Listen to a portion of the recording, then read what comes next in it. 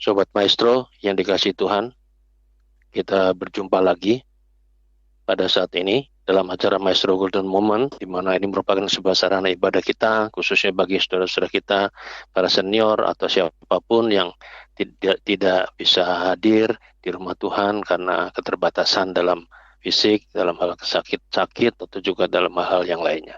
Kita bersyukur masih ada sarana ini untuk kita boleh mengarahkan hidup kita kepada Tuhan di hari perhentian Tuhan saat ini.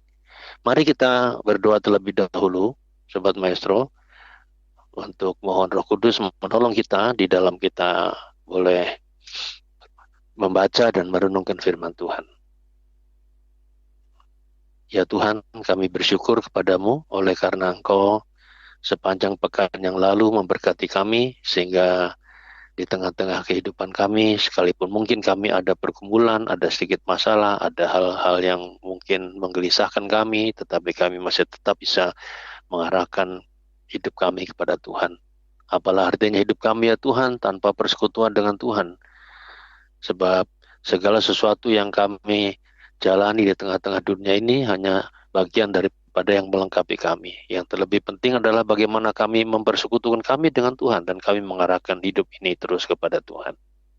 Sehingga hidup kami menjadi sungguh-sungguh bahagia dan Tuhan memberikan pada kami suatu kehidupan yang sungguh-sungguh boleh memberkati orang lain, sehingga kami melakukan apa yang menjadi tugas kami sebagai orang-orang percaya dan kami berbuah untuk Tuhan.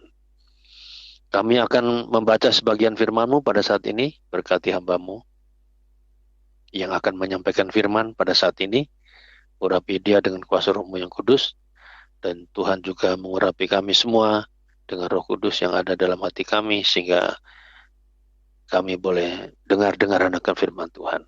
Hamba-Mu diberkati, tapi Sobat Maestro juga diberkati.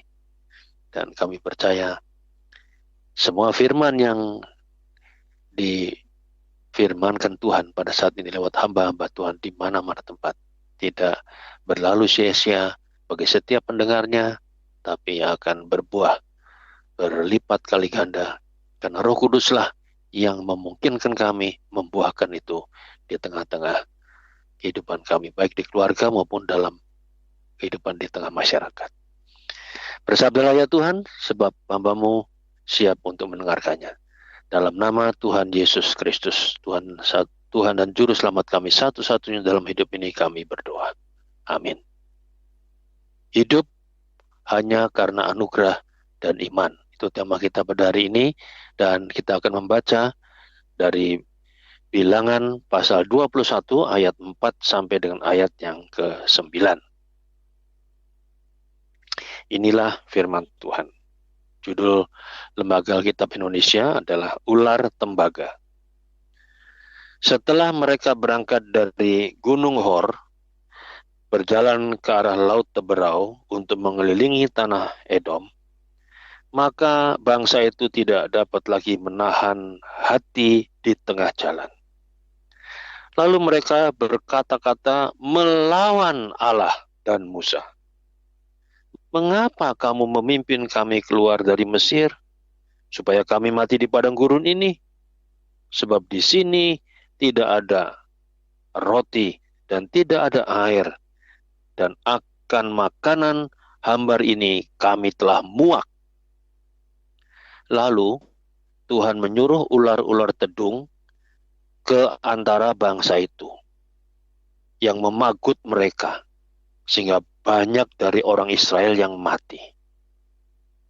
Kemudian datanglah bangsa itu mendapatkan Musa dan berkata, kami telah berdosa, sebab kami berkata-kata melawan Tuhan dan engkau.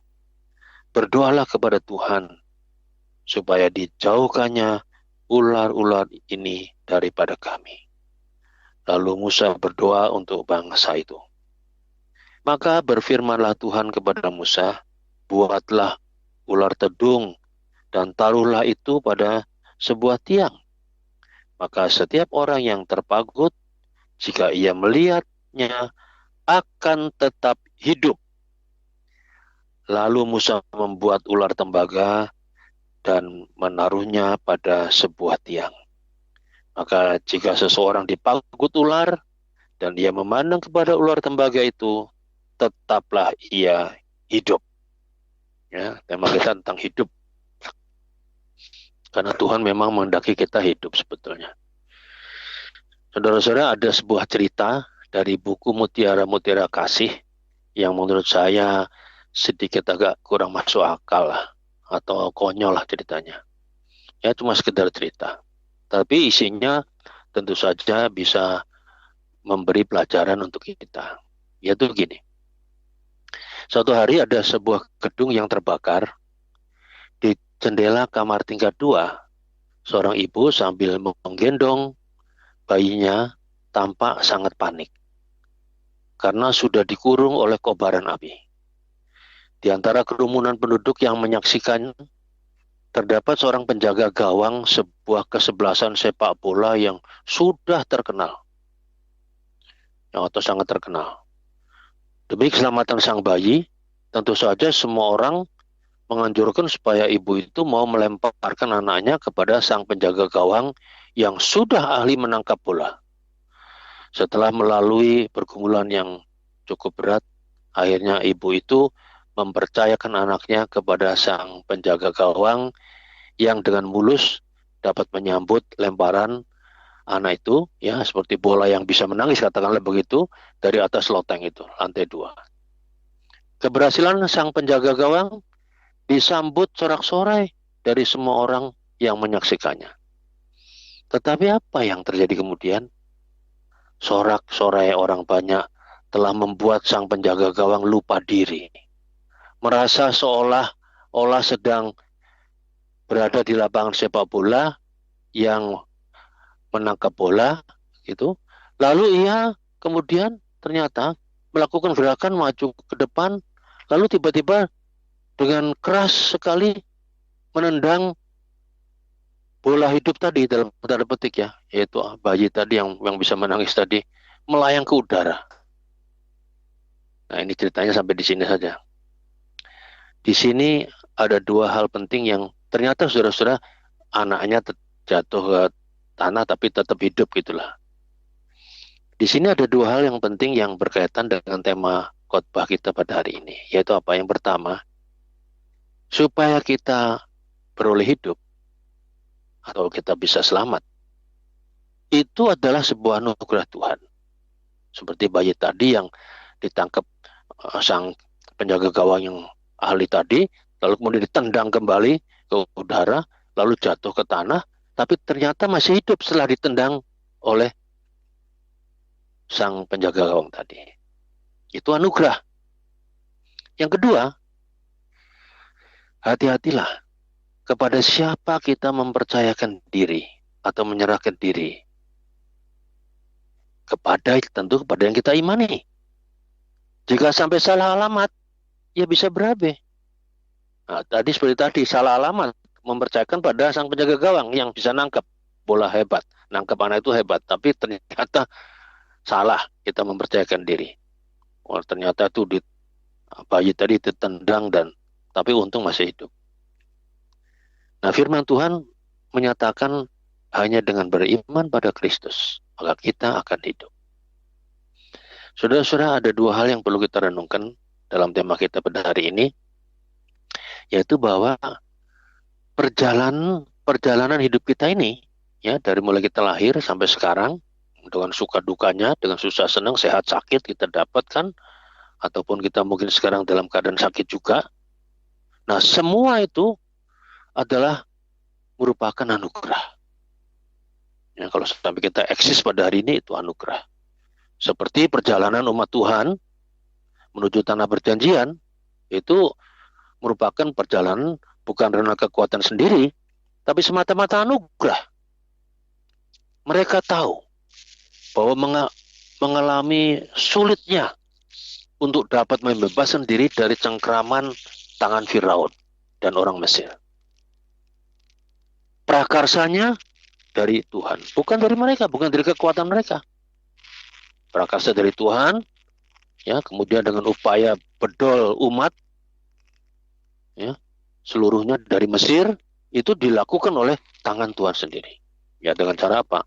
Ada 10 macam tulah dari Tuhan itu yang menggertak Firaun, tapi juga sekaligus memantapkan umat Tuhan bahwa hidup mereka adalah karena anugerah. Mereka menyadari bahwa semuanya anugerah Tuhan sebelum mereka mengayunkan langkah untuk mengatakan selamat tinggal Firaun, selamat tinggal bangsa Mesir, goodbye Firaun, goodbye Mesir.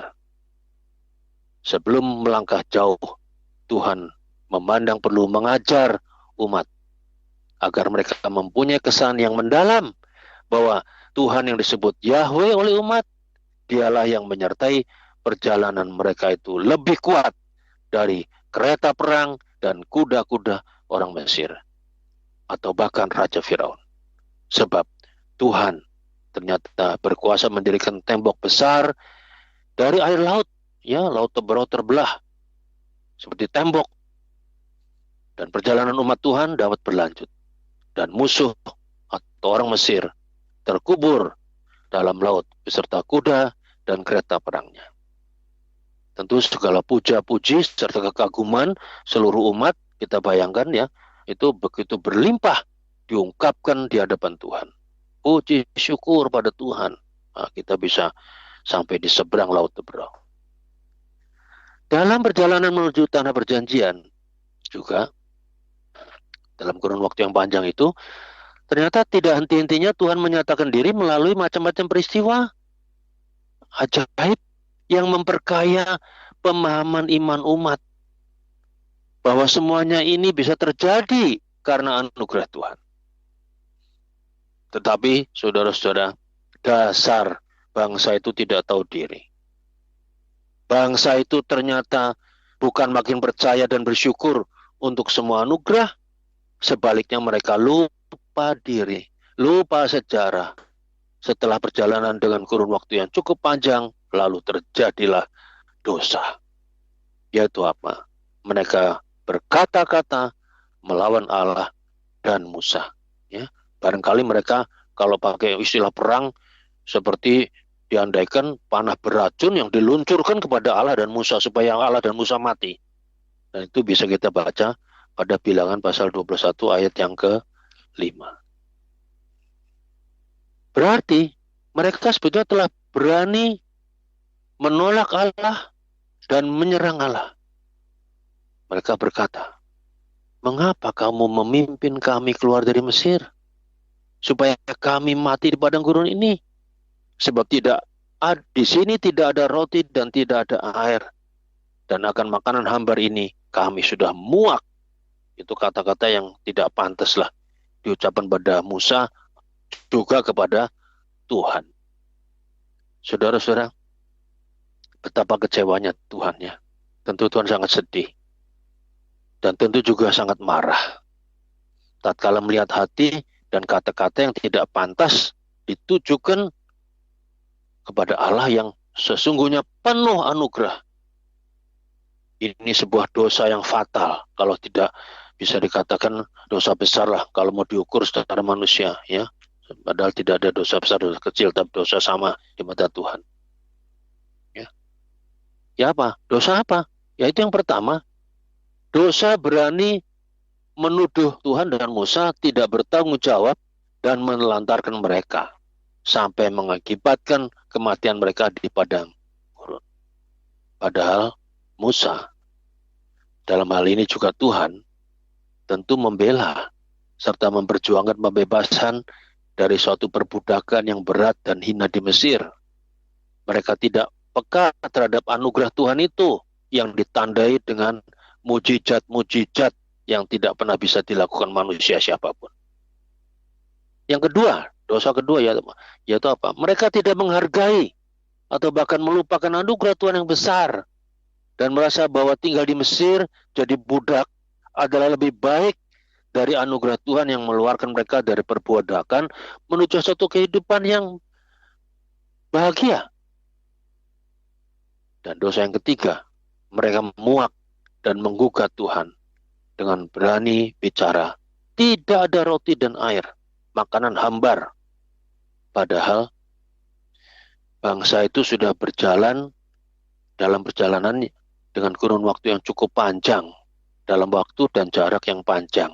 Dan mereka masih dipelihara Tuhan dari hari ke hari sehingga bisa bertahan sampai saat itu. Dengan segala susah payahnya toh juga bisa bertahan gitu loh. Sampai hari itu bangsa itu eksis. Seharusnya mereka belajar hidup prihatin. Sampai banyak mengucap syukur. Kata-kata penuh dosa yang diungkapkan oleh mereka itu telah menghapus segala ucapan syukur mereka pada waktu yang lalu dengan segala puji dan puja bahwa Allah itu maha besar. Dan mereka juga telah menyangkal pemeliharaan Tuhan yang konsisten dan luar biasa ajaibnya selama itu. Tuhan yang penuh kasih dan anugerah itu tidak memusnahkan bangsa itu. Ya, tidak kemudian mematikan semuanya. Tetapi ia mengajar bangsa itu supaya mereka tetap dalam persekutuan dengan Tuhan, agar mereka memiliki hidup yang sesungguhnya. Hidup itu bukan urusan makanan dan minuman saja, tetapi yang terutama hidup sebagai sekutunya Tuhan, merupakan kehidupan yang sejati, hidup yang benar, hidup yang sesungguhnya. Di luar Tuhan, kita akan hidup dalam dosa. Hidup dalam persekutuan dengan Tuhan adalah hidup kekal, keselamatan kekal.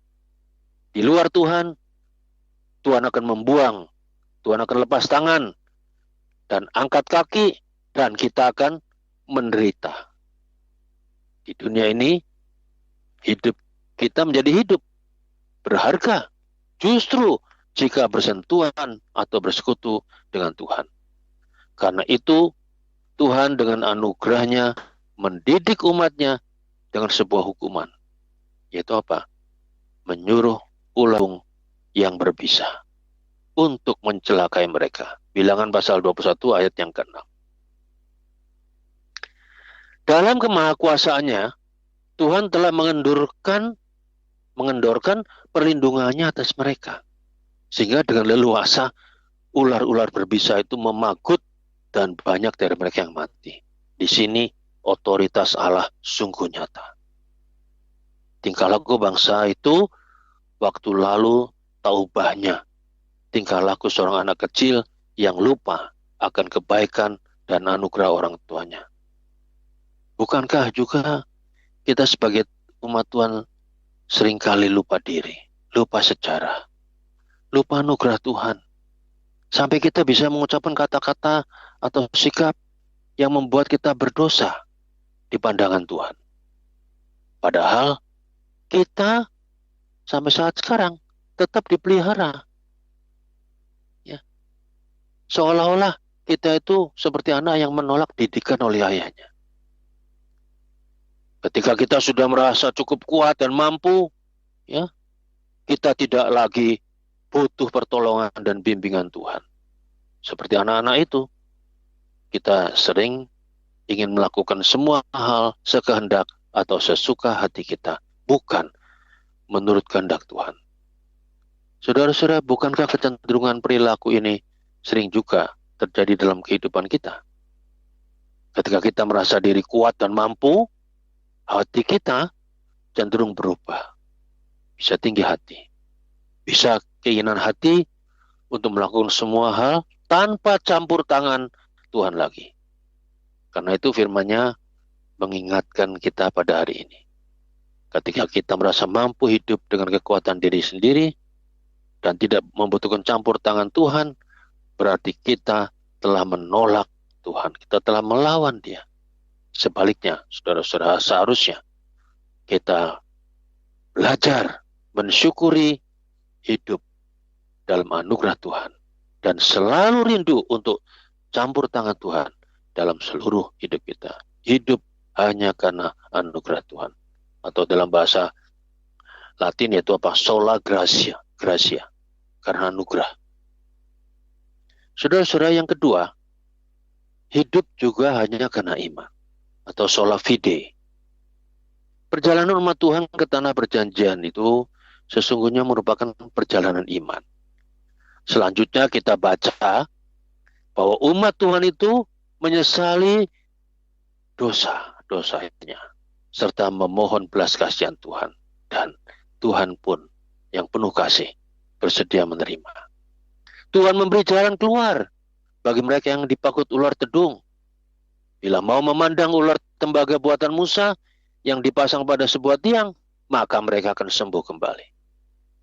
Dengan beriman, maka bisa hidup. Inilah iman yang memberi hidup. Ya. Cara Tuhan menolong mereka sangat menarik. Tidak meniadakan ular-ular tedung, tetapi menampilkan tandingannya atau penawarnya. Sebenarnya bukan ular tembaga itu yang menyelamatkan atau menyembuhkan, tapi percaya atau beriman pada firman Tuhan yang mengatakan barang siapa melihatnya akan hidup atau selamat. Jadi yang menyelamatkan bukanlah ular tembaga yang mati, tapi Tuhan yang dipercayai berfirman dengan benar. Ular tembaga itu hanya sebuah tanda, lambang atau simbol. Yang penting kita bisa melihat Tuhan yang ada di belakangnya. Ada Tuhan yang sudah menyampaikan firman-Nya yang harus dipercaya, diimani. Saudara bisa membaca kisah ular tedung ini juga di Injil Yohanes pasal 3 ayat 14 sampai 21. Firman Tuhan itu selalu benar dan bisa dipercaya. Mazmur pasal 33 ayat yang keempat. Yesus Kristus seperti ular tembaga Musa juga ditinggikan pada tiang salib. Karena itu semua simbol kekristenan, apapun bentuk simbolnya, sebetulnya menunjuk kepada Tuhan Yesus yang memberi hidup dan keselamatan. Semua simbol dalam upacara-upacara agama Kristen tidak ada yang melebihi Yesus Kristus. Sebab Ia adalah kebangkitan dan hidup. Iman yang memberi hidup hanyalah iman kepada Tuhan Yesus sebagai juru selamat satu-satunya di dunia ini. Peristiwa ular tedung menggambarkan Yesus Kristus masih sebagai bayangan saja. Maka di salib Golgota, Kristus telah menghidupkan dan membangkitkan sesudah kita mati karena dosa-dosa kita, dan kita hidup dalam persekutuan dengan Allah di dalam Kristus. Ketika Tuhan mendidik umatnya dulu dengan ular-ular tedung, maka manusianya bisa meratapi dosanya serta memohon belas kasihan Tuhan. Apa jadinya jika Tuhan mengutus anaknya untuk menghukum manusia? Apa jadinya bila Kristus datang justru mencelakai kita atas nama Bapanya? Siapa lagi yang kita harapkan untuk menjadi juru selamat kita? Puji syukur pada Tuhan bahwa dalam Injil Yohanes pasal 3, 16 dan 17 ditegaskan bahwa Allah mengutus anaknya bukan untuk menghakimi atau menghukum, melainkan untuk menyelamatkan kita dan memberi hidup yang kekal. Mari kita menjalani hidup ini dengan pemahaman yang sangat mendasar, yaitu bahwa hidup kita ini sampai hari ini hanya karena anugerah dan iman kepada Tuhan Yesus yang menjadi juru selamat dan Tuhan satu-satunya di dunia ini. Amin.